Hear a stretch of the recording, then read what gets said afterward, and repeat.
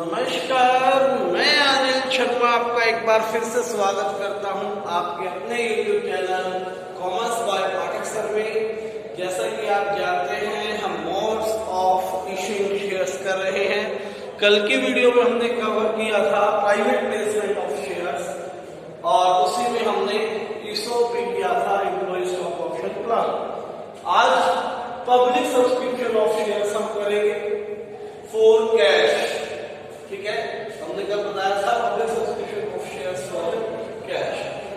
अब यहां पर कंपनी शेयर्स को इश्यू करती है कैश के लिए। किसको इश्यू करती है?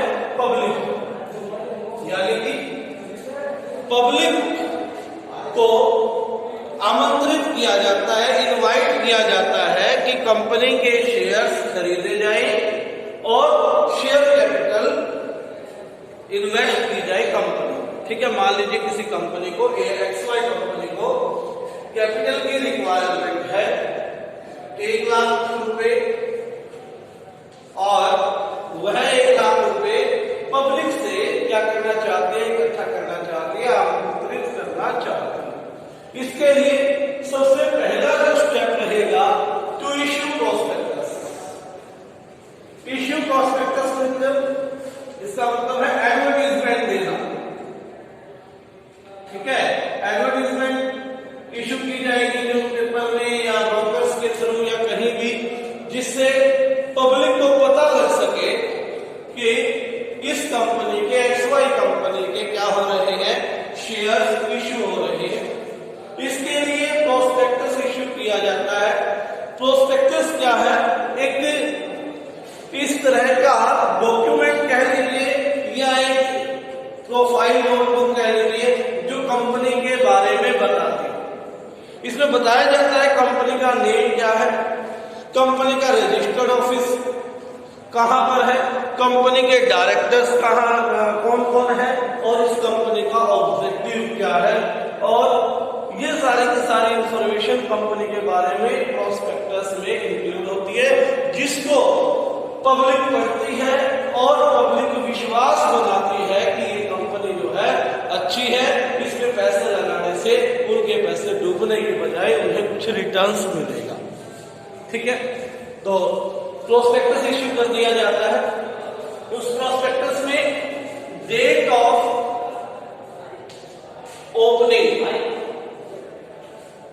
यानी कि आप कब से एप्लीकेशन फिलअप कर सकते हो, ये मेंशन होता है। कब से आपने क्या करना है, आपने एप्लीकेशन जो है फिल करनी है। इन्विटेशन ओपन हो गया है, आप अपने शेयर्स को खरीद सकते हैं। ठीक है, इसमें मेंशन होता है शेड्यूल्ड बैंक कौन सा है, जिसमें आपने पैसे जमा करवाने हैं, रुपए जमा करवाने हैं।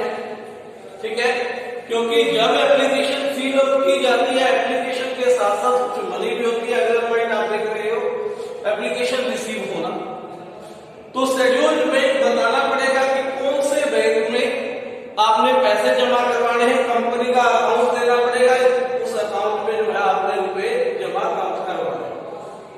पता लग गया? तो प्रोस्पेक्टस इश्यू करने का मतलब यह है कि इन पब्लिक को कंपनी के बारे में इंफॉर्मेशन देना, कंपनी की मेन पॉइंट्स जो है, कंपनी का डायरेक्टर कौन है, कंपनी का नाम क्या है, कंपनी के रजिस्टर्ड ऑफिस क्या है, ये सारी की सारी इंफॉर्मेशन प्रोवाइड करना और उन्हें वो सारा प्रोसीजर समझाना जिस कंडीशन पर शेयर्स को क्या किया जा रहा है, इश्यू किया जा रहा है। यानी कि ये क्या है, डिटेल्स ऑफ कंपनी के बारे में इसमें बताया जाता है। जब ये हो जाता है और डेट ओपन हो जाती है, तो आज की डेट से आप क्या कर सकते हो, शुरू कर सकते हो। इस प्रोस्पेक्टस में ही इन्विटेशन होती है, एप्लीकेशन होती है, वो एप्लीकेशन फिलअप करनी होती है आपको और सबमिट करनी होती है। ठीक है, तो देखिए, to receive application, application receive करनी होती है। ठीक है, कैसे रिसीव होती है एप्लीकेशन, ये ध्यान दें। लोग जो पब्लिक है वो क्या करती है, इस प्रोस्पेक्टस को रीड करती है। जो इंटरेस्टेड लोग हैं वो इस प्रोस्पेक्टस को रीड करके इसमें एनक्लोज जो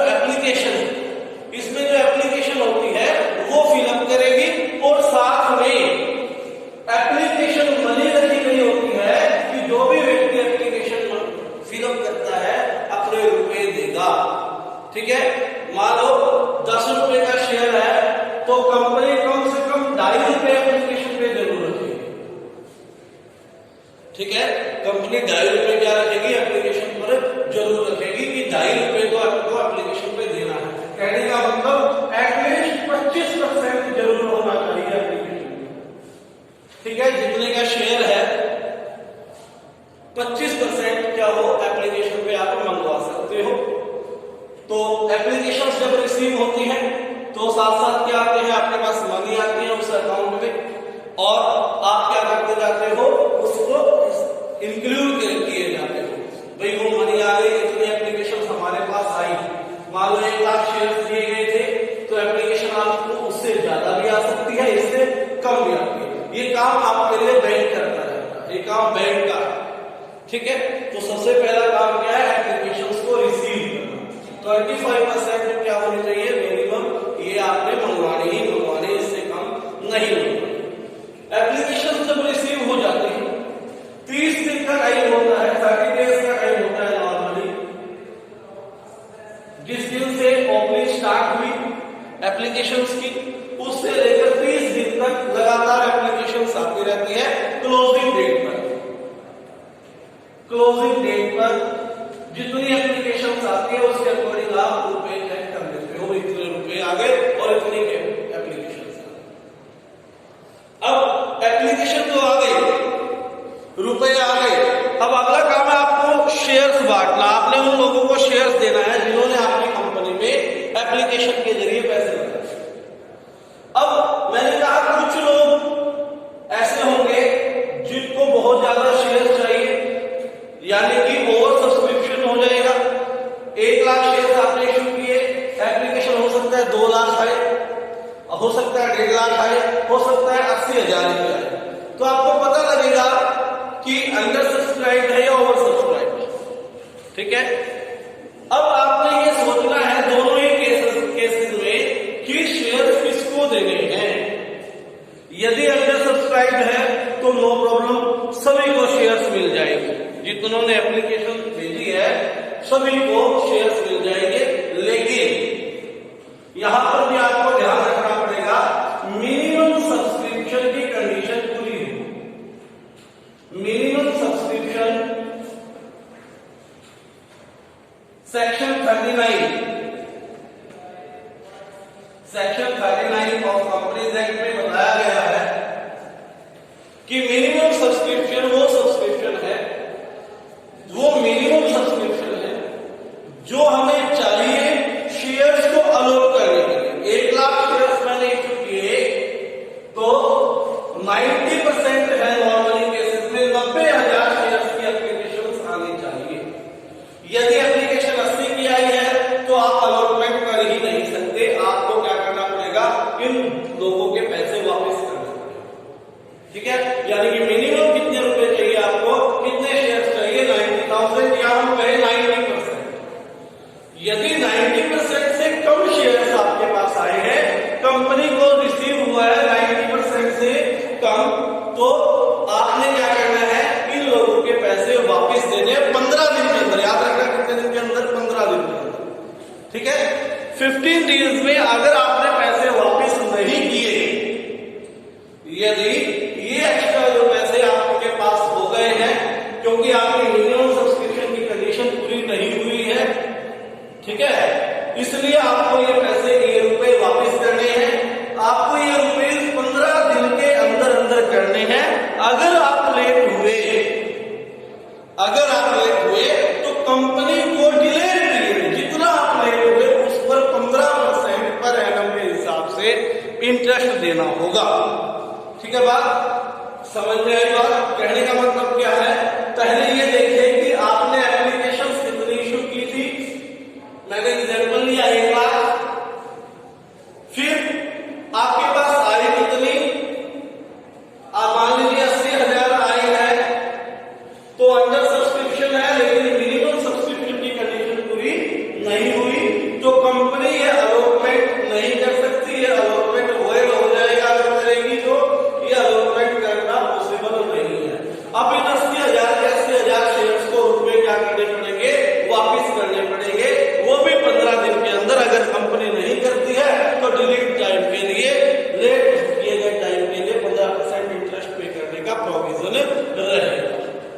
ठीक है बात। दूसरी बात, यदि 90,000 या 90,000 से अबव आते हैं, 90,000, 95,000 या 1 लाख भी आते हैं, तो सबको अलॉटमेंट मिल जाएगी, क्योंकि जितने कंपनी ने इश्यू करने हैं उतने ही लोगों ने क्या किया है, अप्लाई किया है, सबको शेयर्स मिल गए, कोई प्रॉब्लम नहीं। अब दूसरी परेशानी आती है, कई बार जो है 2 लाख शेयर्स अप्लाई कर देते हैं, यानी कि आपने शेयर्स इश्यू कर लिए 1 लाख, लोगों ने अप्लाई किए 2 लाख, इसे बोलते हैं ओवर सब्सक्रिप्शन की कंडीशन। इसे क्या बोलते हैं, ओवर सब्सक्रिप्शन की कंडीशन। जो ओवर सब्सक्रिप्शन की कंडीशन है, ओवर सब्सक्रिप्शन की कंडीशन को कंपनी को भी ये देखना है, सिलेक्ट करना होगा कि किसको कितने शेयर्स देने हैं। कंपनी कुछ शेयर्स को रिजेक्ट कर सकती है, कुछ को फुल अलॉटमेंट दे सकती है, और कंपनी प्रो राटा भी कर सकती है। What is pro rata? Pro rata जो है, मान लीजिए कंपनी ने 2 लाख शेयर्स का 1 लाख दे दिया प्रो राटा बेसिस, यानी कि जिसने दो शेयर मांगे हैं, हमने उसको 1 शेयर दे दिया, ठीक है, प्रोपोर्शनेट कर दिया, आनुपातिक आधार पर बंटवारा कर दिया, इसे कहेंगे प्रो राटा अलॉटमेंट। ठीक है बात। यदि कंपनी ने कुछ शेयर्स को रिजेक्ट किया, ठीक है, मान लो कंपनी ने बंटवारा किया इस तरह से कि 50,000 को 50,000 दे दिए और 80,000 को बाकी के 50,000 दे दिए, 70,000 को रिजेक्ट कर दिया, तो ये तो फुल अलॉटमेंट है, ये प्रो राटा अलॉटमेंट है, और ये क्या है, रिजेक्ट किया। जिनको रिजेक्ट किया है उनके रुपए आपने वापस देने हैं, और साथ में रुपए तो वापस देने ही है, साथ में रिग्रेशन लेटर, भाई हम आपको शेयर्स नहीं दे पाए, इसलिए हमें बहुत खेद है। रिग्रेशन लेटर के साथ खेद जताते हुए आपने क्या करना है, ये रुपए उनके वापस करना। समझ में आ गई? अंडर सब्सक्रिप्शन में इश्यू कर सकते हैं, लेकिन मिनिमम सब्सक्रिप्शन पूरी हो। ओवर सब्सक्रिप्शन में आपने देखना है, सिलेक्ट करना है किसको कितने शेयर देने हैं, जिनको कोई शेयर नहीं दे रहे उनको वापस कर देना है, रिजेक्ट कर देना है, ठीक है।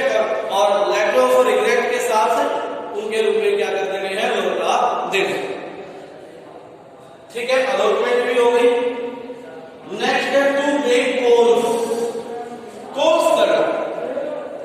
कंपनी एप्लीकेशन अलॉटमेंट पे सारे रुपए भी मंगवा सकती, वहां पर भी bank account debit to application allotment होगा, लेकिन अगर सारा अमाउंट एप्लीकेशन अलॉटमेंट पे नहीं मंगवाया तो कंपनी को क्या करना पड़ेगा, कॉल्स करनी पड़ेगी, कंपनी को कॉल्स करनी पड़ेगी। और कॉल्स कंपनी 3 कॉल्स कर सकती है एक साथ में, 3 कॉल्स मैक्सिमम,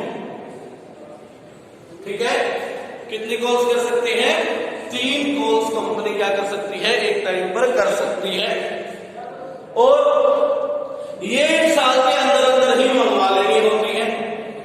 2 कॉल्स के बीच में कम से कम 1 महीने का समय जरूर। मैंने पहली कॉल की, साथ में ही दूसरी कर दी 10 दिन बाद, ऐसा पॉसिबल नहीं होता। कम से कम 1 महीने का समय जरूर देना। मैंने फर्स्ट कॉल की, सबसे पहले एप्लीकेशन पे पैसे आ जाएंगे, रुपए आ जाएंगे, सबसे पहले आएंगे एप्लीकेशन पे, फिर अलॉटमेंट पे, first call, second call, final call, 3 call आप कर सकते हो। लेकिन 2 कॉल्स के बीच में, फर्स्ट और सेकंड के बीच में, या सेकंड और फाइनल कॉल के बीच में कम से कम 1 महीने का क्या होना चाहिए, समय होना चाहिए, ठीक है। और कॉल के बारे में 14 दिन पहले नोटिस देना है, भाई आपको से कॉल मंगवाई जाएगी, आप अपने रुपए का अरेंज कर सकते हैं, ठीक है। हर एक कॉल करते समय आपको कम से कम 14 दिन का नोटिस देना है, और 2 कॉल्स